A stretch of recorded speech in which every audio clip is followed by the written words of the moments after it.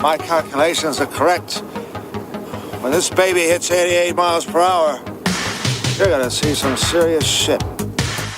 They're here. Do you really think you have a chance against us, Mr. Cowboy? Yippee-ki-yay, motherfucker. It's showtime. Right, welcome everybody to another episode of the VHS Strikes Back. I am one of your hosts, Chris, and my co-host and very good friend is Dave. Thanks, Ashley. Hello, good friend. Hello to our listeners out there. Welcome to the VHS Strikes Back, the show where we dust off the old video player and go on a nostalgic journey to look at the good and the bad movies of yesteryear. Sorry, Chris, I could not resist. Chris, what are we going to review today? Well, Dave, it is a Patreon pick. It's one of our newest patrons, Nick. So thanks for picking this one, mate. I don't know whether that's a good thing or a bad thing. We'll talk about this as we go on. But it's his first pick, Dave, was on Patreon. We do appreciate this one. It's a movie I've never heard of. We talked about it briefly last week.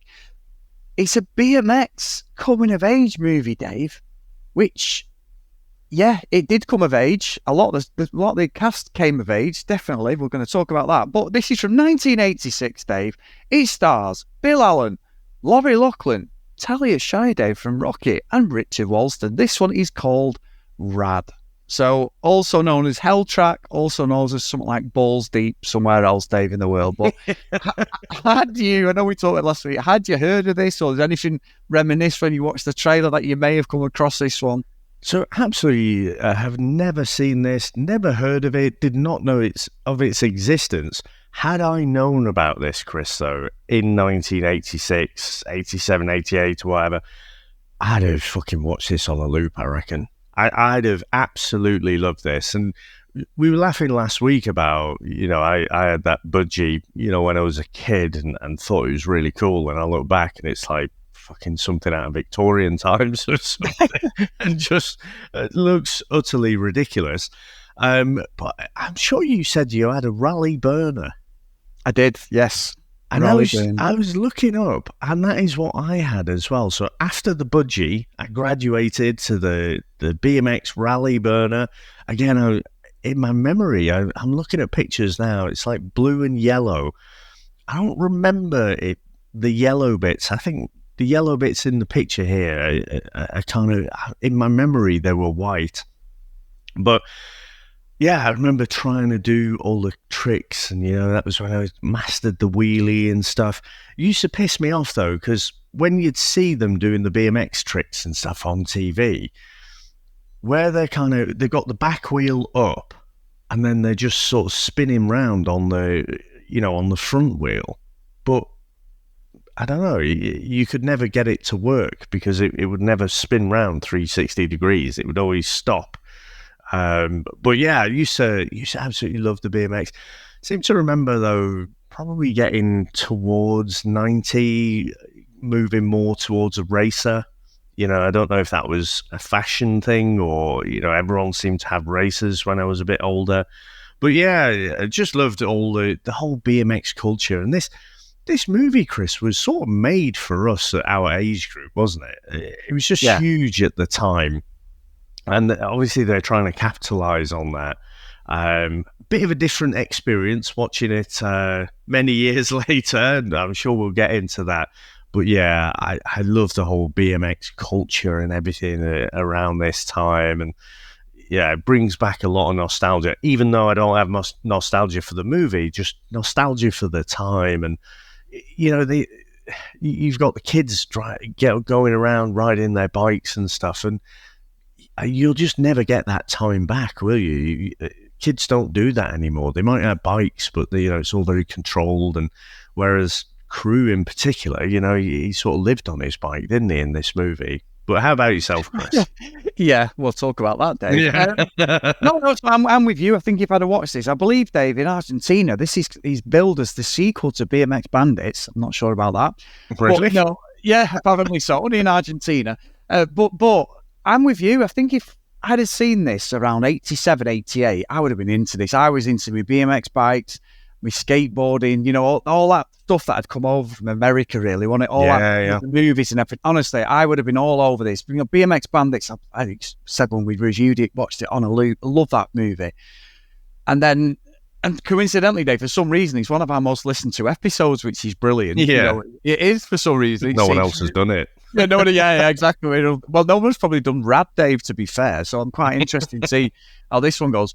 But no, I'm the same as you. I think if this had been out, this would have been a regular, rental. And I've never seen it in the actual video shop. Looking at the VHS cover, if that was the one that was in the UK, and I don't even know whether it was released in the UK.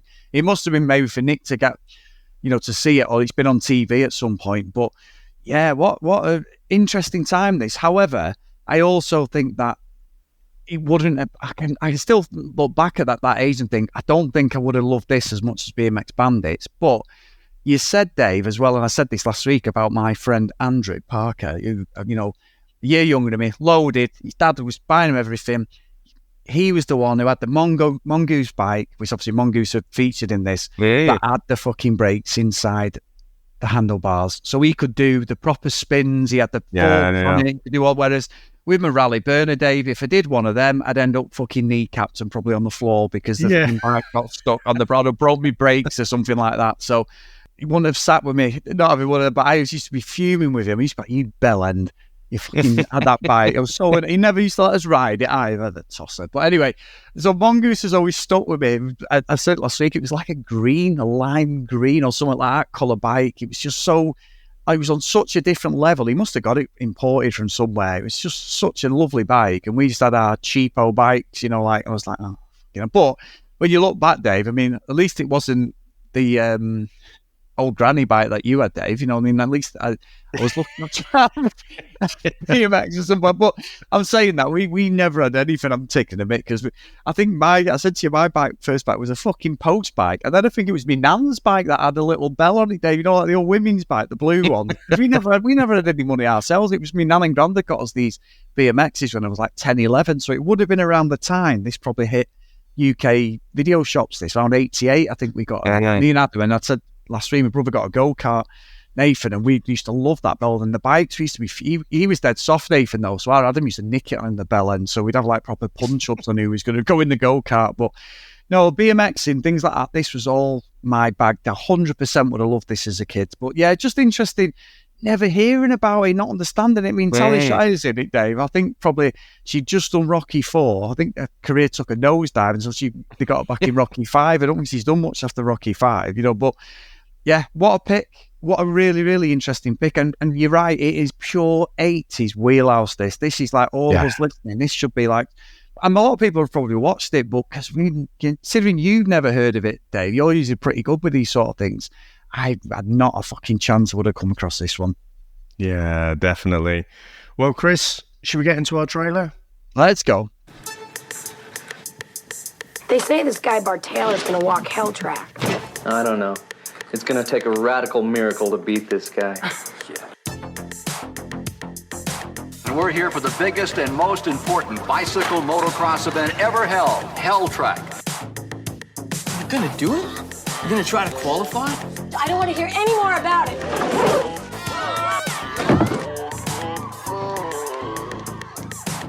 Okay, dudes, let's walk this sucker.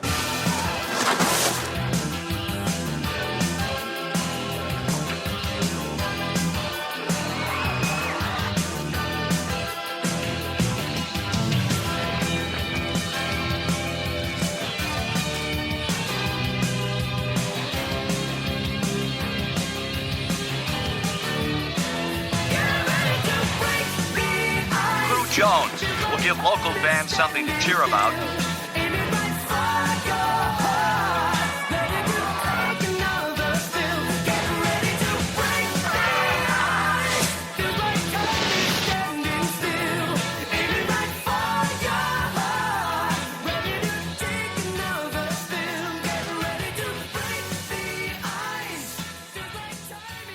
Crew Jones is a teenage BMX racer living in a small town with his sister Wesley and their mom. He has to choose between racing in Hell Track for a chance to win $100,000, a Corvette and fame, or taking the SATs to go to college. He picks Hell Track, even though his mom disagrees. The race is backed by Duke Best, the sneaky head of a federation of American bicyclists and owner of Mongoose Racing. Duke keeps changing the rules to stop crew from competing and make sure his star rider, Bart Taylor, wins, boosting Mongoose Racing's profits. Now, Chris, what do you reckon to the opening of this movie? Well, that was easy for you to say, Dave, but yes, I got to. What's bizarre about this movie? I don't know, like we've watched different movies and you go, years later, we were laughing last week, weren't we, about The Wanderers and the impact had on Tarantino. And we both said it, and you were like, it's actually one of his favourite films, like The Warriors is and stuff, because you can just tell that scene with the big guy, terror and everything, when he's stood in the doorway. With this is just ripped off. I mean, Hal Needham's not known as like an absolute Steven Spielberg, is he? He just done Smoking the Bandit 3 at this point. He didn't do Smoking the Bandit 3, sorry. He would have done Smoking the Bandit and would have run Cannonball Run 2, actually. That was 83. So he would have just... And then he didn't really have a long list of movies to do, but for some reason they give him this BMX thing, and the start of the movie is just a complete rip-off of the commuter game Paperboy, which was massive when we were younger, wasn't it? In the arcade, or if you had it like on one of your systems like the NES or the Master System. Yeah. It was huge. One of the most frustrating fucking games ever, because it was you were controlling the cycle, the guy, the Paperboy, but you use your left and right, like on the D-pad, to sort of control it. It was like reverse, where you used to throw the papers and smash windows and all that. Yep.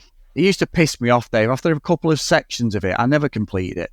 But this is exactly that. That's not an original idea. They've just got the computer game and gone, let's go. And what's bollocks about it, though, is this Crew Jones, fucking Bill Allen, he's 23. We're going full-on Ralph Macchio at this point, aren't we? He's supposed to be 17 in this movie.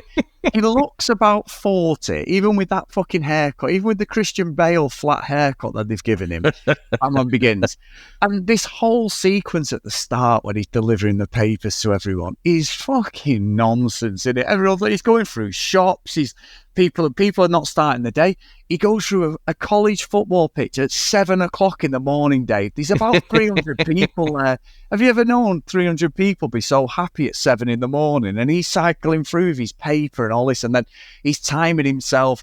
And it is pure 80s nostalgia. The music just seems dead familiar. But it's just this movie is just a rip-off of Paperboy. And more than anything, the fucking Karate Kid. This is just the Karate Kid, but with less fucking... There's no real fighting in it, is there? It is just fucking nonsense. Hal Needham, as much as he was the greatest stuntman ever, he's not the greatest director ever. And I know he directed it. It was all to do with the producing and the writing, but fucking hell, it's terrible. It is so bad in stages, this movie. But also, Dave, loads of nostalgia as well. I've got to say, the BMX stuff I loved, I must admit.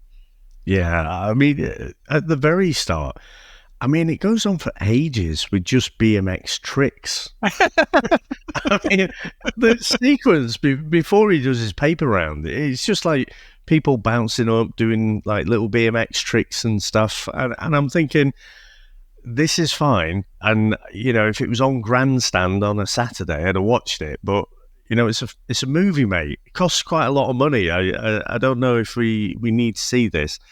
But yeah, honestly, it is so Karate Kid, isn't it? I mean, it's 2 years after Karate Kid, which was a massive movie at the time. And I basically think, Chris, even the bad guys are in fucking yellow and black, aren't they? Like Cobra Kai. Yeah. It's ridiculous. It is ridiculous. And the thing is as well, like, when he's doing his paper round and you can tell, he's trying to beat the clock and he's like, oh man, it's like 20 past 7 and I was aiming for 15:15. And I'm like, mate, just set off 5 minutes earlier. Yeah. It's no big deal. But the thing is, the old guy who turns out to be a good benefactor later in the movie, he's just walking to his office or whatever. And then the Paperboy he just throws the paper and knocks all the coffees out of his hand. I'd be like, you little fucking see you next Tuesday. What the fuck are you doing? And all he's like, oh, it'd be much better without kids here. There's a bit of footloose in this as well. I just think, I don't find Crew that endearing from the start. No. And he's also, he's in this small town and, I also find weird, once he's done his paper round, he goes through this fence. And I'm thinking, well, if you're going through the fence and he sees he has to turn back to see the advert for Hell Track. It's coming just randomly. This best BMX course is going to be built in this random town in America. But I'm like, why did you stop and turn back? Like, there was no reason, because you were going somewhere and you got through the fence. Why do you stop going where you're going to and turn around and see the advert for the fence that you've just come through? Little things like that just find really, really weird. I mean, in my head, this is almost like an alternative universe for Rocky, because they keep referring to the dad, but it's not clear. Did he die? Did they get divorced and he's just away somewhere? It's not really clear to me. But in my head, I'm like, oh, this is Rocky. This is, after Rocky's been killed in an alternate universe in the ring or something. And you got Adrian there bringing up the kids. But yeah, it's just like you, loads of nostalgia for the time, for the period that this is set, the whole BMX thing. But yeah, it's not a good movie. No, it's not. And you say about Rock Adrian, Talia Shire's just dialing this in, and she has about 4 scenes in the whole movie. And that first interaction is when, Crew has gone, picks his sister up, who is kicking shit out the ginger lad who's giving her a bit of aggro. Yeah, anti-ginger, innit? Yeah, he just swoops in his BMX. But let's be honest, the BMX is literally welded to his arse.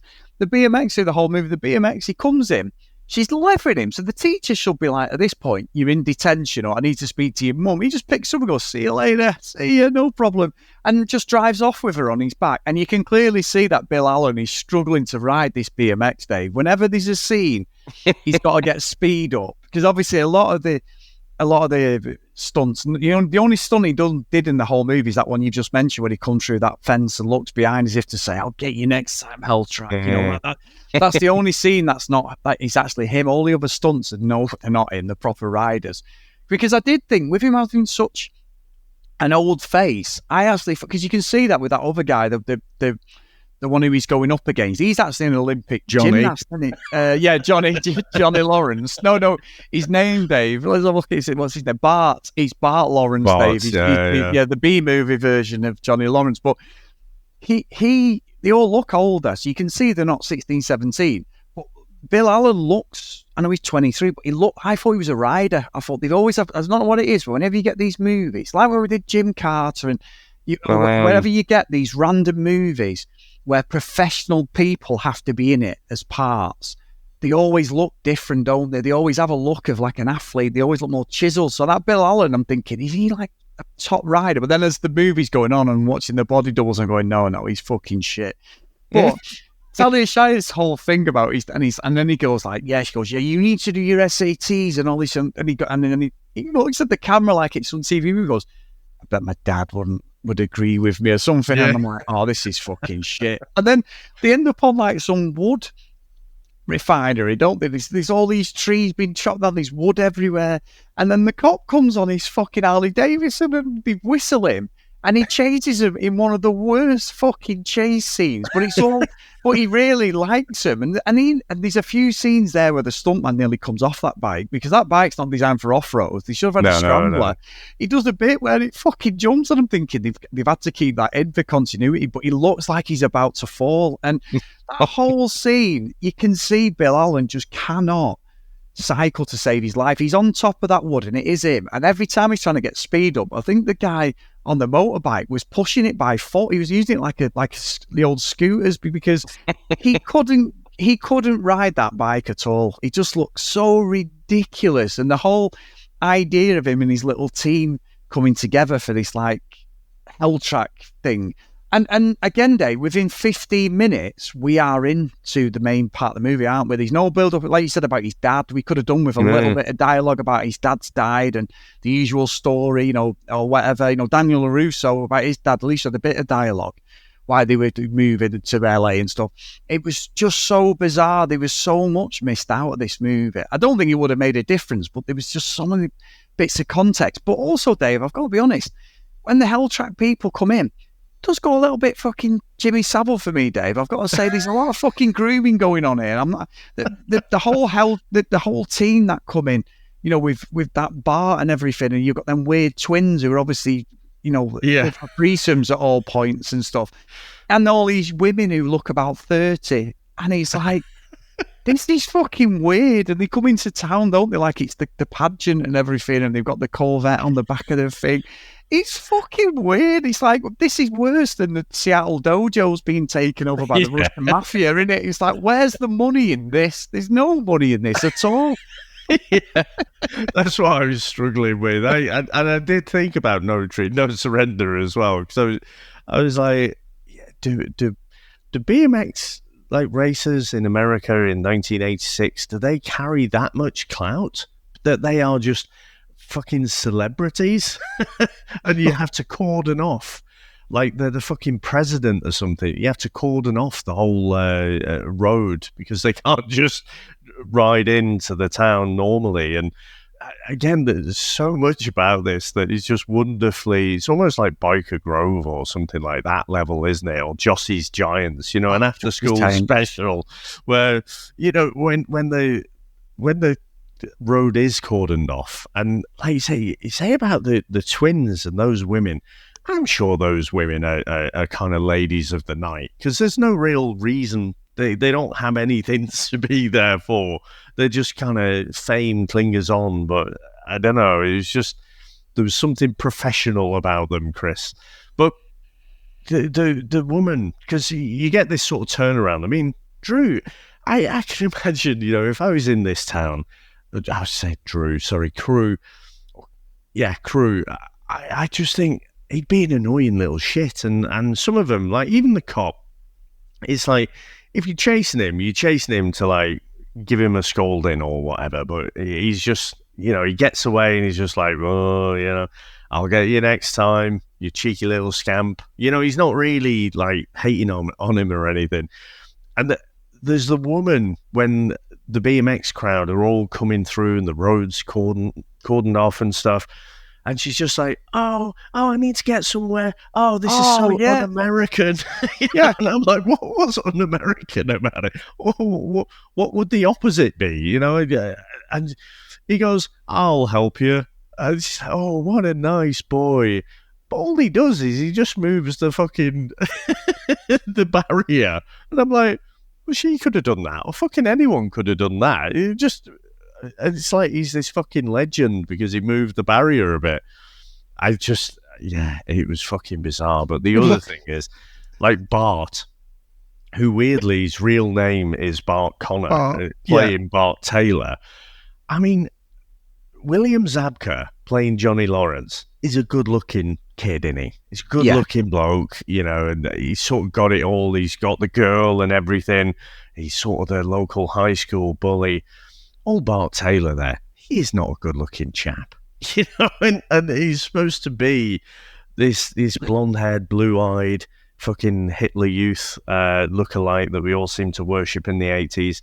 But, like, I just don't get it. I don't get him as being the main kind of antagonist, and I just find it all weird. And what's the name? The Christian up the list, you know. Christian. Is that... That's the name. The girl. Yeah. So I was looking for a real name. So Laurie Logan. Yeah. So she's like suddenly fucking wet for Bill Allen. It's ridiculous. For no fucking reason whatsoever. She looks well old as well. She looks in her 30s, doesn't she? I'm not sure if it's the hair or something. I thought I'd recognised her, but I think she looks similar to the person out of Saved by the Bell. I think I was going to say Tiffany Amber Pearson, Jave. I had a big crush on her. Yeah. Oh, I mean, if I was watching this at this, you know, in 86, 87 or something, I'd have had a massive crush as well. I mean, you say about, you know, Bill Allen. Hard on, but you say about Bill Allen, you know, not riding his bike. I do like, you know, that Christian sort of... he likes to ride everywhere as well, but suddenly when the camera's behind, she gets much more broad-shouldered. Yeah, well, and she's doing all the tricks. No, hang on, you've jumped there, right? So, I fucking love this. So, that's the bit in it where you're right. He blocks her in. She smiles at him. He smiles back, and he looks so weird, Bill Allen. You're saying about Bart. Bill Allen's not a lead character either, Dave. He looks well out of place. He's not a good-looking lad, and I'm not saying that like I'm fucking Brad Pitt or anything. But it's in a movie. I mean, even saying that though, fucking Ralph Macchio's a little fucking weasel, isn't he? William Zabka's the one who's the real hero. I'm still dying on that hill. Johnny Lawrence for life. But he isn't, and he looks, and straight away she's like, oh, what a guy. But then they end up at this, like, she's in the school then, and we've got this prom dance thing, like fucking Karate Kid. He just needed, all that crew needed to do was turn up with a fucking shower curtain round his bike, and we would have gone full on. And then we get the two twins, which apparently them outfits are from the show V-Day. That's what they had on. They're doing the dance-off. The dance-off looks like Ross and fucking Monica Geller or Friends. Like the routine. It's so shit. And there's some weird, like, erotic, incestuous thing going on with the two twins and that woman, as if to say they were going to go back and nail her. And I'm like, this is weird. Then Bart gets up and that guy's going, hey, man, how good is Bart? He's got everything. And he clearly can't dance. He might be a gymnast. He cannot dance. But also, I jumped a little bit. The fucking characters are all Hal Needham specials out of his previous movies, Dave, like Hooper, everything. You've got the guy with the moustache who's in Hooper, who's the wanker director's assistant. He's in the Cannonball Run, driving the truck when they do the jump over the train. He's in all Burt Reynolds movies, pretty much. He's in Smoking the Bandit 1, when Buford T. Justice has a go at him, when he's the cop having a go at him, and he goes, oh, shit, and he goes, I've got my son in the car and all that, and he's having a go at him. Yes. And then the old guy, he's in Burt Reynolds' movies, so he's another Hal Needham special. So there's a few who've crossed over. I was expecting a black Trans Am to turn up at one point there, or the snowman, but we weren't that lucky, unfortunately. But yeah, that whole dance prom routine is fucking nonsense. And the old bloke who, like you say, if you had the coffee, he's like the benefactor, and they're talking about how much money they're going to make in this town, which has got probably about 2,000 people, but apparently it's this absolute mega fucking draw for everyone around the world to come, and it's going to, they're going to take over the different cities. But again, she just walks off. There's no real mention that she's a biker, right? There isn't. She's got a dress on, a full dress, but when she comes back, she's got the top half of the dress, but white fucking pants on, and then starts fucking on the bike with him in the do. The whole fucking room, there's no one else on bikes but these two. But all of a sudden, we've got smoke, we've got everything. And they're doing all these stunts, and it's clearly not a woman. It's the same guy who was Bill's fucking stunt double. It's fucking terrible, isn't it? It's so bad, that bit. And I'm like, this little knob crew would be so annoying because he will not stop riding his fucking bike. No matter where he goes, he's got that bike, hasn't he, Dave? Does he go for a fucking shit with the bike there? Does he do some sort of wheelie while he's sat on the toilet? What a fucking cock. It's so over the top and 80s. And just a rip-off of Karate Kid. Without the fighting, it is the biggest rip-off I have ever seen of Karate Kid. It's not even close. Like you said, the black and yellow outfits they wear, like Cobra Cat. There's even a picture of a cobra when the two old fucking duffers are talking about about the money and everything. There's like a cobra behind one of them, and I'm like, they're not even fucking hiding it now. Are they going to have like a Mr. Miyagi type character come in and just give him some training or something? Honestly, it's fantastic, but also it's no wonder he didn't make any money, because this is the biggest rip-off of Karate Kid I've ever seen, Dave. This is like really, really tapping in to us as kids, as like 8, 9, 10-year-old kids when this would have come out. It's brilliant, like, idea, but the execution is fucking terrible. So I wish there was a Mr. Miyagi, because that would explain why this kid, who just has a paper round and a bit of an obsession with the bike, and he keeps trying to chat up this girl at high school who isn't interested because he's never off his fucking bike, but he's suddenly the world's best BMX racer. This other guy, Bart, who basically he's professional, so gets fucking paid to ride his bike. What a job. Is better just because he's better, for the story, for the plot. if we'd have had some sort of training sequence, the only thing that we had was he was trying to do some tricks. And that's the other weird thing, right? This is about a BMX race. The only training we see him do are tricks. It's like, I'm going to go for trials for Man United. I think I should do some keepy uppies. Yeah. That's my training. Christian basically tells him, lean back. He's trying to do this trick, and he basically wipes out twice. And then because of the advice that she's given him, he nails it. And it's like, all right, that's it. Now you're ready for the finals kind of thing. So not only is it ridiculous that he just, gets to this level just so quickly, just because, but also fucking Max Kellerman from Dirty Dancing suddenly takes umbrage with him. He's got no other goal in life other than to fuck over Crew. He tries to sign him up, doesn't want to sign him up, and he's apparently, I've never seen this much raw talent in an individual before. And it's like, well, fucking Max, is that from all your years of studying BMX fucking racing that's only been a thing for about 10 years at this point, I think. So, yeah, it's just utter brilliant nonsense. It is. It's ridiculous, isn't it? And then when he actually wins and he's told his mum, he's got the sister who's a little shit, who swears a lot, Dave. She's about 7 and she does swear. She forges the mum's signature so he can get into the race. Yeah. And she's in it, and he's like, where the hell have you been, you little shit? And she's like, what? He goes, and then she went, can I borrow your earphones? He goes, yeah, they're in the drawer. And I'm like, what is this interaction? Me and my sister, Portia, I'll see Portia in a few weeks, lives in Canada, but she, Dave, won't stand any messing. I've got 5 sisters, but Portia's the one. She will kick the shit out. She's the 4th one out of us. There's 3 lads, me, Adam and Nathan, there's Portia. She won't stand any messing. And she, if I'd had that interaction with her, Dave, I've had many a backhander. I think I've said this. She proper would go for me, my sister. She can fight with the best of them.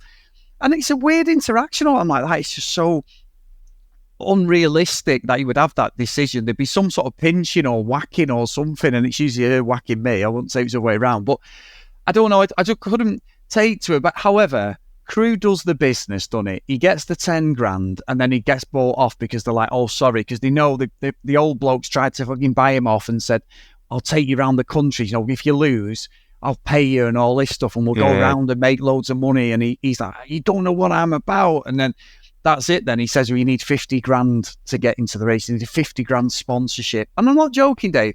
There must be about 50 people watching this event. And I'm thinking, where's the television rights here? How are we supposed to believe? The TV revenue. It's not like they've panned out and they've used stock footage of a stadium, like a BMX stadium thing set up. Like the old monster truck things years ago. You have a big stadium, wouldn't you, and all that. It's in a fucking little hick town. That's fucking and the hell track thing, which I believe actually, Dave, the professional riders wouldn't even ride on it because it was too dangerous and too high. Especially that start bit. It's ridiculous. Start bit's really bad. Really bad. It does look good though. I will say that. That shot looks brilliant when they start off. Yeah, it does. It does look. I agree with that. But the whole pretense of, and then they start a T-shirt business and raise nearly $500, and it's 50,000, and you can see then the old bloke who did at one point. I was thinking, why is that old bloke riding a BMX? And he's on a BMX then, the old bloke. But then Dave, he comes good, doesn't he, Dave? He comes Mr. Timmer. He delivers the papers but he's riding a BMX at different points at the end. And I'm like, what the fuck is going on? He's about 80, this bloke, isn't he? And it's like, it's bizarre. And then he sponsors Crew, doesn't he? The Rad Racing team. I mean, you knew straight away, once Mr. Timmer had gone from buying into that guy's bullshit, he was like, no, I'm having none of it. That's it. I'm having none of it. It's Duke Best is his name, isn't he, Dave? That's the bad Duke Best. But Max Kellerman, that's where I knew him from. Yeah, Dirty Dancing. Yeah. But what a bizarre movie. And he did this movie before Dirty Dancing, Dave, because Dirty Dancing was 87. Yeah. He's probably filming this as this one come out, but it's got the weakest dialogue and utter nonsense. And when you've got the BMX stuff, it looks fantastic, but it doesn't fit. It's like it looks like stock footage when someone is genuinely doing tricks and that. But there's only so many times you can do a bunny hop or a spin of front wheels and all that, isn't there? There's only so much you can do. It's just they really dragged the arse out of this for 90 minutes. This is a hell of a slog at points in it, but utterly ridiculous because I enjoyed watching it, I'll be honest, because it's fucking rubbish. And just the crew, the cast and crew are just literally dragging the arse out of this just to get to the finish line with this movie. It is so bad. And I can understand why Nick probably loves this. If he's watched this when he was younger, I get it. I had been, as we both said, I would have absolutely lapped this up, Dave. You could never have slated this sort of movie, how much I was into BMX racing and stuff like that as a kid. So yeah, brilliant movie. Yeah, but would have loved it, but watching it in 2025, it's terrible.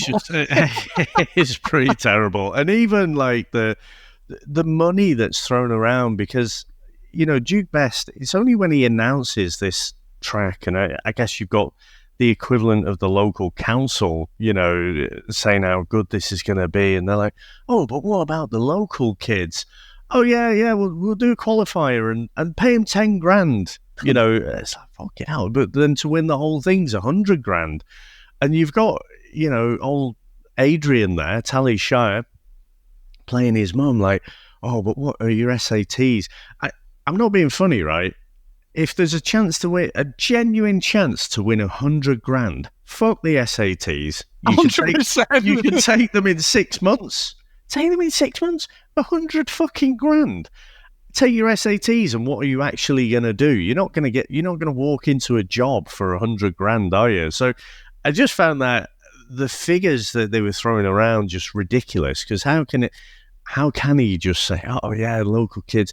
The local kids, if they qualified, would probably ride for fucking nothing, for the kudos, for the, the clout of running, of, taking part in this race, but to give away 100 grand for the winner, when, like you say, there's hardly anyone watching it. I don't remember BMX, racing being a massive thing ever. I mean, maybe, I don't know, have you watched much over the years, Chris? No. It's not like a huge spectator sport, is it? It's not like you're filling out 80,000-seater stadiums to watch, people race around a dirt track. I know, is it Travis I'm going to say his name wrong, is it? Travis Pastrana, whatever he's fucking, that's not right. But they've got them like that, that Nitro Circus thing. And I know that was quite big in America, but it's not big over here, is it? Or anything like that. It's not like, it's an Olympic sport now, Dave, if you don't mind. Yeah, but the Olympics, that's technically amateur, isn't it? Even though they make plenty of money through sponsorships and everything. I can't wrap my head around there'd be 100 grand prize for this BMX race in 1986. No, 100% I'm with you. I'm 100% with you. Because it was just a toy, wasn't it, really, BMX? It was just a brilliant bike. There's a little bit of dialogue in the movie where they say, like, yeah, that's that weird-looking bike that you're on, and all that. And it's like, yeah, but it's class. They were brilliant bikes, weren't they? I know I moved into mountain bike. I hated using racer bikes, Dave. You said it before. I hated racer bikes, but the BMXs were all, I loved them as a kid. But I'm with you. I don't think 100 grand is utterly preposterous. And that would have been probably like $1 million in our money now. That's a lot of money to put up into it. That's like the whole idea behind it. The kid, and he's saying, I've got merchandise with your name on and all that. And then obviously when they do the race, crew ultimately beats Duke, but the twins, Dave, the dastardly twins are paid by Best to try and, Duke Best to try and take him out, aren't they, and all this. And it's basically sweep the leg, isn't it? Yeah. Yeah. But even at the end, Crew goes over the line, but Taylor looks like he's over the line before him. He does like a bit of a spin of the handlebars, but the other one actually goes over the line first. And then it's like, the bit that's terrible, Dave, and he's Johnny Lawrence again, like, yeah, you're all right, LaRusso, and all that. Yeah. It's when he goes over, the Mongoose team drop him, and he comes over and he's like, do you want to join Rad Racing? And they just pick the bike up together and he goes, I'm like, I've been fucking sold. I wanted the full ending here. I've been sold a fucking absolute puppet at the end. The ending is terrible. He's just given up. He's his livelihood to join Rad Racing, Dave. Fucking with no plan. They sell t-shirts and he's got a paper round. He's not going to pay a lot of money, is it? For good old I am going to give up my salary, all my sponsorship deals, because you beat me in a fucking race. It's ridiculous, isn't it? It's fucking ridiculous. It really is. It's fucking nonsense. So a bit of, I don't know if it's fact or so I've just asked ChatGPT what a BMX racer could typically earn in 1986. And I think this movie is based on Eddie Fiola. So his name comes up first. So you've got top tier pros could expect to earn from about 50 grand to 100 grand plus a year through sponsorships, appearance fees, product royalties and stuff like that. Not a one-off race. No. But it says mid-level pros from about 15 to 30 grand a year, and then low tier from about 5 grand to 10 grand a year. So basically, again, this 10 grand to just qualify is a nonsense, but 100 grand for a one-off race, like I say, you can understand how the money comes in through sponsorships and product demos and stuff, and endorsing different products. But yeah, it just makes no sense to me. No, it doesn't at all. So Dave, shall we get into our scores? Let's go.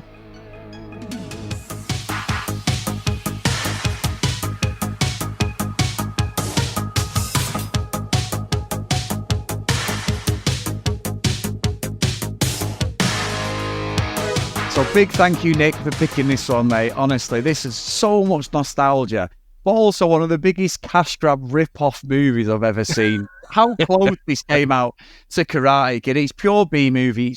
This is definitely a straight-to-video type movie. I've never even seen a trailer. That's what's baffled me more than anything, because when you would have watched like Karate Kid, or even, I know BMX Bandits was a bit early in the 80s, but anything that was on video for our age group, this is the sort of trailer you would have come across. I don't recall ever. The amount of times, and I know it's not a kids movie, the amount of times I saw that stupid trailer for the Kevin Costner fucking Tour de France one. What was the bike one they did, Dave? Because the guy does a Mooney on it. He pulls a Mooney on it. The racing one with Kevin Costner. The fucking like cyclist or something. I can't remember his bloody cut. I'm going to have to find it now. I've gone off now. But I used to see that trailer all the time. Cycling movie. Let me have a look. Here we go, Dave. Here we go. Oh, American Flyers from 85. Have you never seen the trailer? I have seen that trailer hundreds of times when I rented videos. There's a bit in it where one of them's cycling, the other one pulls his pants down. It's a ridiculous movie, but it's Costner. I probably have to cover that at some point. I've never seen it, but it's utterly ridiculous. But anyway, yeah, Costner's on a bike right now. I'm watching the trailer as I'm talking. But anyway, Dave, I'm going to move on. So this movie would have been me as a kid. No matter how good or bad it was, I would have just lapped this up. Definitely the mongoose bike referencing, knowing I wanted a mongoose. And I've actually put in our chat, Dave, the colour of that bike. If you get a chance later, have a look. I'm going to put this, Dave, in Hill Valley, because I did enjoy watching it. And I watched it while I was in the gym on my bike with my jaw on the floor. Not because I was overexerting myself, because how much of a copy and a rip-off it is. How disinterested Talia Shire was. And how grown up the 17-year-old cast are. It's ridiculous. Just women throwing themselves at fucking a crew at one point. And them two women like, oh, we've got the afternoon off. Let's go. I want to, what she says, something like, oh, I've got a hunger for, or whatever she says. And they talk about going ass sliding. Yeah. Well, I don't know, but I'd have been well up for a 17 game. If you say whatever you want, yeah, game on. No problem. I'm hungry for something. Let's go. Don't worry. I'm not busy. Fucking Christian. Put my SATs off. Yeah, put my SATs off. I get my sister to sign a waiver to say I am overage, but let's just go and do it. I'd have been right in there, Dave.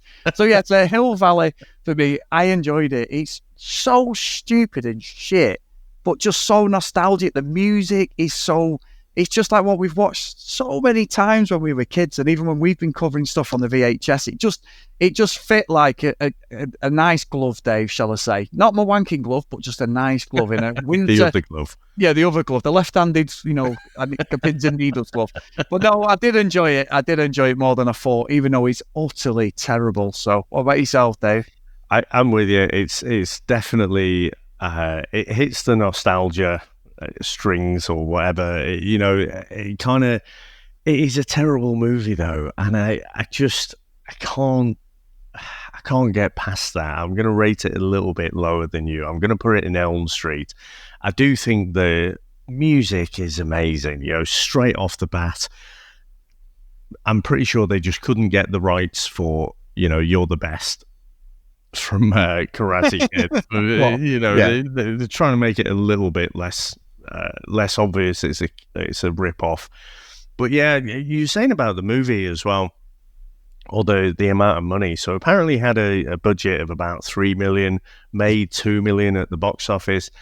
But this would have been huge on video. Again, if I'd have known this was around, I'd have been renting it all the time. Well, as you know, that's not true. I'd have rented it once, done the old sellotape, yeah, and then watched it many more times on my Scotch tape. But so I can imagine this being really, really popular with a lot of people who'd managed to catch this. Like you say, I don't know. Maybe it did make it over here in the UK, but it is weird that neither of us have a clue like where this has come from. It did get a release on Blu-ray in May 2020. It's a bit weird. Quite a long time there before it gets a Blu-ray release. But yeah, it is great. I'm not saying I didn't enjoy it. There were bits to enjoy about this, and it is, laughably terrible in places. But yeah, Elm Street from me.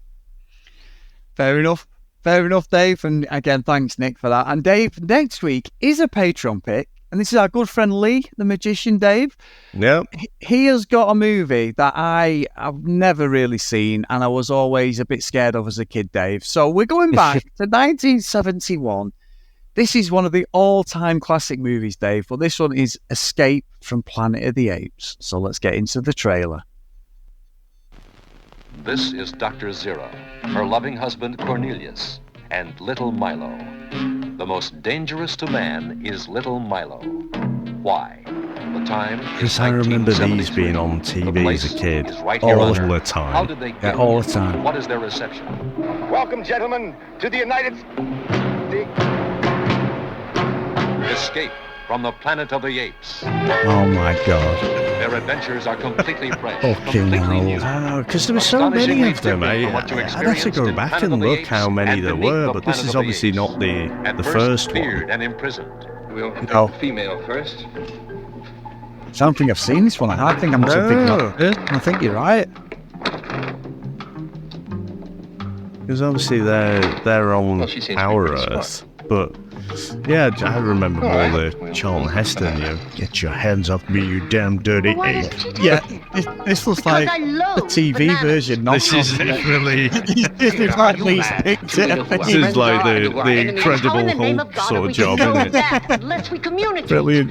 We can speak, so I spoke.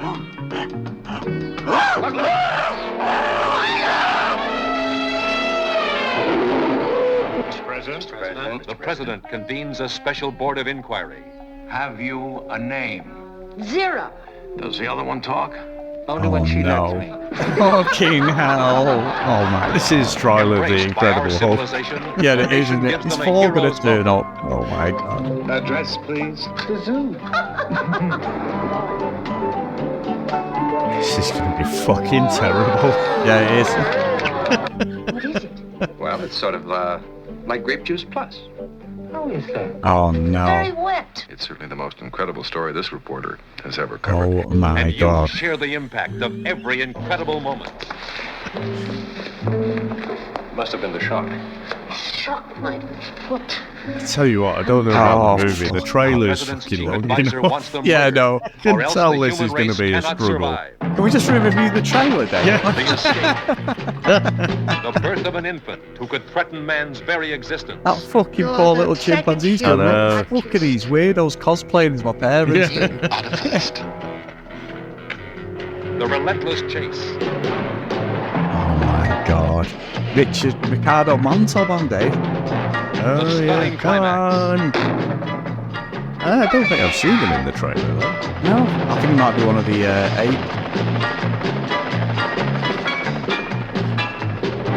Zero. I want that baby. If you won't give it to me, I'll shoot. Why Oh, was what is Washington this? thrown What into the a fuck? turmoil by What this is one going baby? on here? Fucking hell, Lee. What are you Escape playing at? from the planet It's of the the apes. Renders. It stitches us up like a fucking On the kid for a year. trailer. Fucking whole week now. I'm going to be depressed until I watch this. And you always watch it straight away and then start pissing yourself laughing at Oh, me, God. messaging me going, have you watched it yet? And I'm like, fuck off. Then when I start watching, I'm like, this is terrible. I love Looks it. like I picked the wrong week. Stop sniffing glue. Oh my God. Right. Anyway, Dave. Fuck, I'm not even over that. That is horrendous. Fucking hell. He might come in for a contender there, might he? Fucking for the stitch up year. Hate movies like this as well. This could be a little sleeper one day because I hate movies like this. I really do. Oh my God. Right. Anyway, if you want to email us, vhsstrikesback@gmail.com. If you want to follow us on social media @VHSStrikesBack. If you want to support us, please go over to patreon.com/the VHS Strikes Back. So, a massive thank you to all our supporters, past and present, and the roll call of honour for today is Nick, Greg, Gareth, Nick, Mike, Lee, Helen, Dylan, Dan, Justin, Susan, Timothy, Matt, Hales, Ken, Lucky Green, Herbs, Jack, Math, Blake, John Hammond, and Mr. Tony Freena. So thank you so much, guys. We really appreciate all your support. Oh my God, this is going to be a hell of a week, Dave. So, Dave, what have you got for us? Well, again, you've got that classic soundtrack to the movie, haven't you? It's so good. So Karate Kid, so No Retreat, No Surrender. I do think the music is definitely one of the best things about it. So I wanted to get that proper training montage type feel and also poke a little bit of fun at how much of a rip-off Karate Kid it actually is. This one is BMX Kid.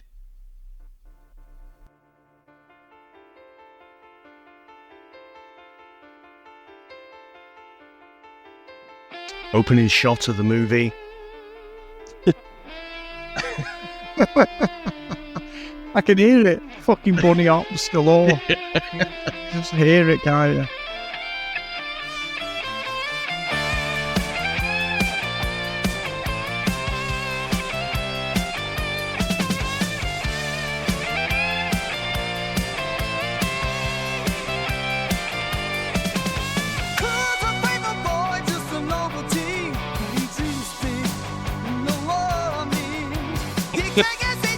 This is proper 80s. Yeah.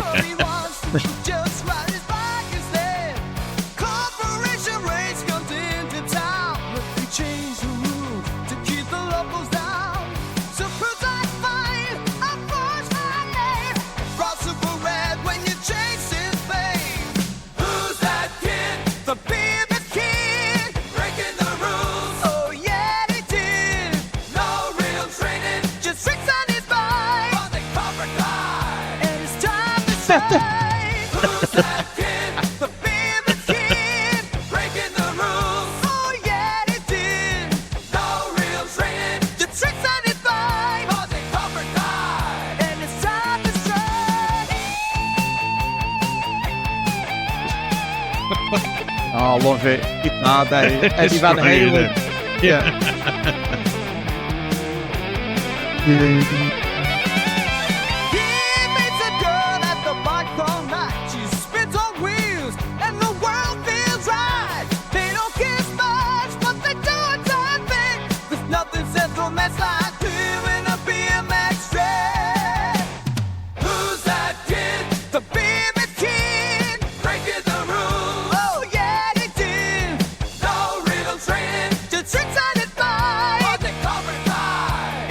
A good one, this Dave. Yeah. It is, honestly. It just feels like it's part of the movie. Yeah. Oh, yeah, you did. No real training. Just tricks on it.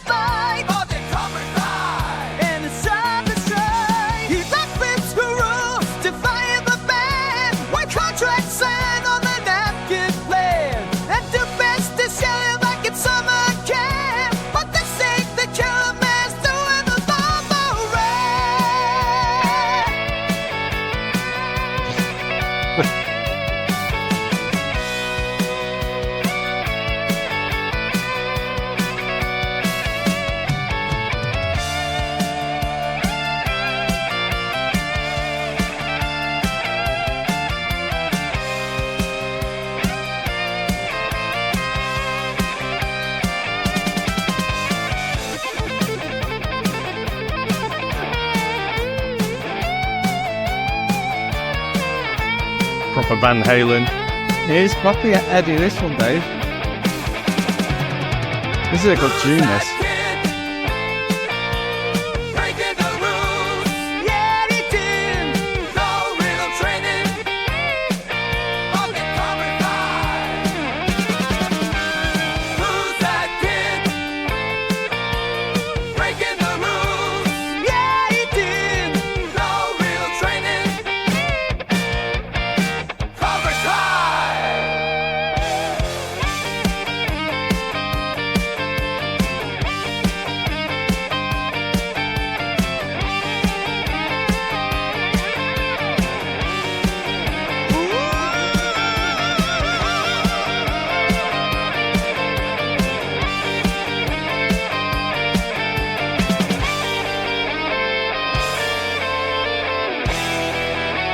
Very good.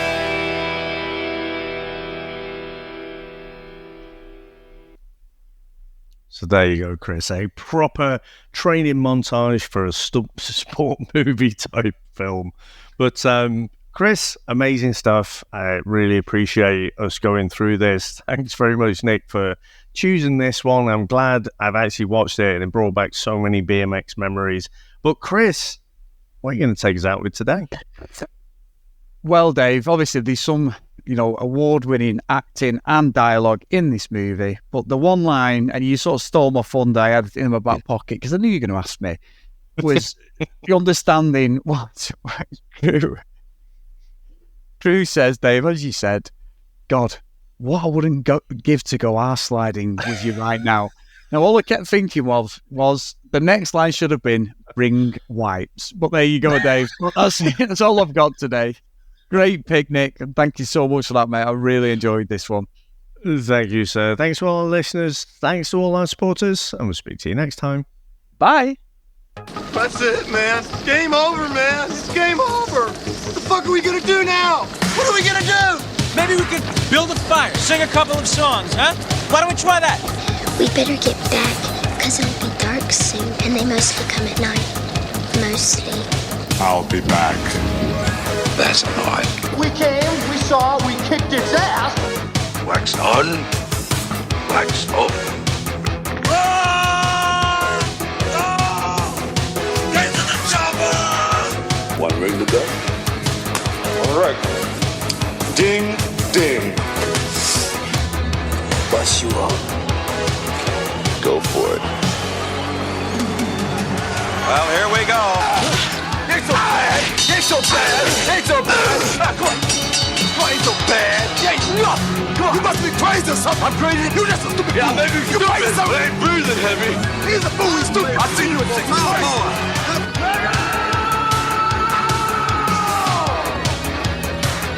I must break